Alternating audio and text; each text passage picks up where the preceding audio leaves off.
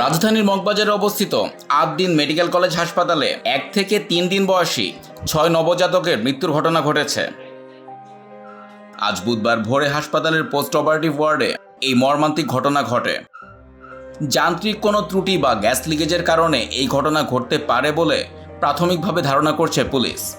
DMP Ramna বিভাগের তথ্য অনুযায়ী আজ ভোর আনুমানিক 6টার দিকে প্রথম শিশুর মৃত্যু হয়।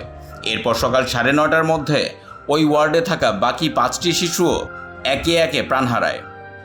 নিহত শিশুদের বয়স মাত্র 1 থেকে 3 দিন হওয়ায় তাদের এখনও নামকরণ করা হয়নি। মায়েদের নামেই তাদের শনাক্ত করা হচ্ছে।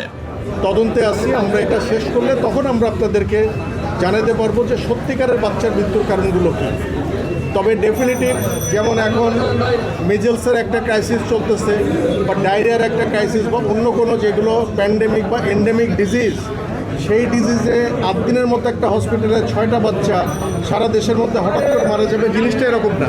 এটা হয়তো কোনো টেকনিক্যাল ত্রুটি বা ফল্টের কারণে হচ্ছে। পোস্টমর্টমের ব্যাপারে আইনগত বিষয় আছে, আইনগত সেটা হলো যে পুলিশ বা অ্যাডমিনিস্ট্রেটিভ যে অথরিটি তারা কিন্তু রোগীর স্বজনদেরকে প্রস্তাব দেবে যে আপনারা পোস্টমর্টেম করেন।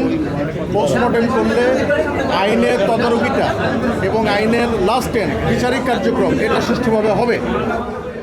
ঘটনার পরপরই আইনশৃঙ্খলা রক্ষাকারী বাহিনী হাসপাতালটিতে অবস্থান নেয়। রমনা থানা পুলিশের পাশাপাশি সিআইডির বিশেষ অপরাধী দল পুরো বিষয়টি খতিয়ে দেখছে। পুলিশ জানিয়েছে, বিশেষজ্ঞদের মতামত ও তদন্ত শেষেই মৃত্যুর প্রকৃত কারণ নিশ্চিত হওয়া যাবে।